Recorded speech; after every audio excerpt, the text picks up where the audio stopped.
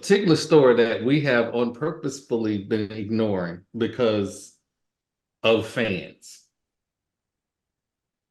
Caitlin Clark is about to set the women's scoring record. Oh, actually, she set the women's scoring record for Tonight? college basketball. Yeah, And tonight. in a vacuum, it is an incredible story. She had an incredible career. She's also had some controversy in her career. She was blatantly disrespectful to South Carolina in the NCAA semis. Oh, talking about the Yeah. yeah. She then got that same gas in her face when they was getting mollywopped by LSU. Oh yeah, Angel Reese. Classless. Classless. What they said. And You know the what that is. former the founder of Barstool Sports famously made a very interesting statement. So in a vacuum, her accomplishments are great. So the problem that I have is with fans. And to be fair and to be transparent, I also have problems with my school's fans. We've done similar things. So please understand, I don't take this subject lightly. But I should never, ever wake up, put my glasses on, open Twitter and see, don't be a sheriff. Excuse me? Cheryl Miller? Sheryl Swoopes. Sheryl Swoops. Swoopes. Swoopes did an interview asking her opinions about players. And when it came to Caitlin Clark, she said she gave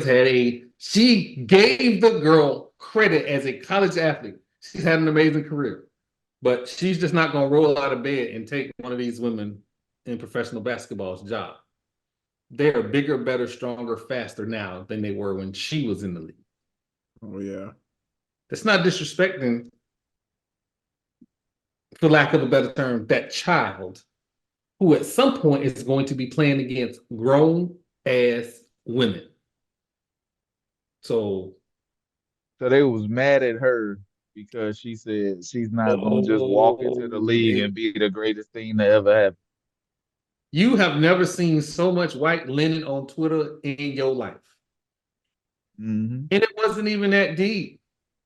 It was a fact. It would be something that we would say if a 150-pound running back decided he wanted to go pro his junior year. The same thing. Oh, It doesn't matter who you no, are in college. That is fair for everybody. That's a fact for anybody who's going to professional sports. and a lot of these college athletes have learned to humble themselves. So that Caitlin Clark situation is I want to celebrate the athlete, but all of the extra around it taints it. Yeah. And it's just bad. Like I don't wish that on nobody. I'm not a fan of hers, don't get me wrong. But I don't that's just imagine being at the pinnacle and somebody took your accomplishment and made it into a racist trope. Yeah. I mean, this is even going back to the whole Angel Reese thing. We were tuned into the women's college basketball national championship because now it became a black versus white thing. It Yeah. it was more about the drama between them than the actual game. We wasn't worried about the game anymore. Now it's the thugs at LSU versus your your Suburban white full women. of class, yeah, your suburban full of class Iowa team. Not it dilutes the spirit of the game. And this is, you know, we don't have nothing against white players. The best running back in the NFL right now is white. Facts. We don't care about that, but they do. And then they use it to push It's a their own marketing narrative. tool. It's a marketing tool.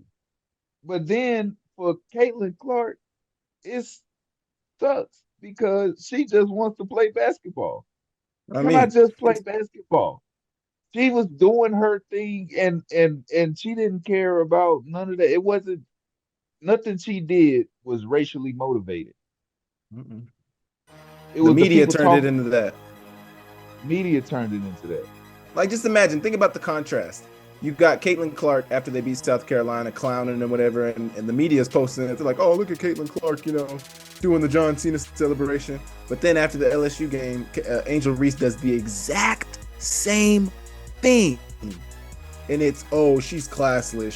She doesn't know how to win with grace. She all these other things. It's like, what are we talking about? Mm-hmm. Cornbread Maxwell won MVP in a series of the Celtics versus the Lakers. Cornbread said when they was talking about all this white versus black stuff, he was like, hey, there's some black players on the Celtics too.